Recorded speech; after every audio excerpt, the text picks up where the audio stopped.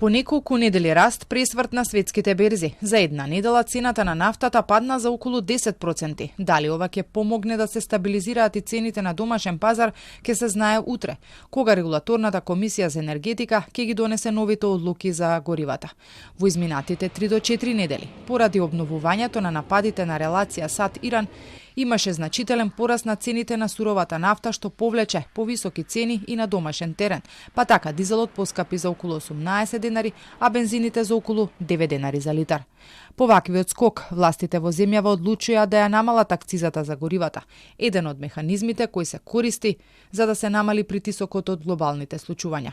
Беше најавено и дека е можно да има и намалување на ДДВ-то за горивата, доколку продолжи ценовниот удар, па останува да се види какви одлуки ќе се донесат утре и дали ќе има потреба од дополнителни интервенции.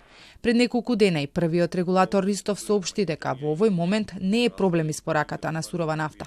Проблем е нејзината обработка, односно дериватите, затоа што многу од рафинериите се уништени во местата каде што се војните жаришта, па поради тоа се појавуваат недостатоци. Иако падот на цената на нафтата буди надеж за стабилизација, случувањата на Блискиот Исток продолжуваат да ги диктираат цените на светските берзи. Притисокот врз нив е се уште голем, а неизвестноста останува. Секоја нова ескалација може да направи нови турбуленции на пазарите.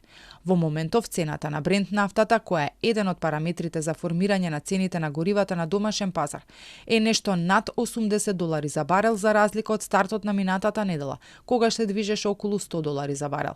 Во меѓувреме почнаа нови преговори помеѓу САД и Иран, без да се соопштат повеќе детали за тоа каде ќе се одржат и кој се ќе биде вклучен во нив, но од нивниот исход ќе зависи во која насока ќе се движат берзите.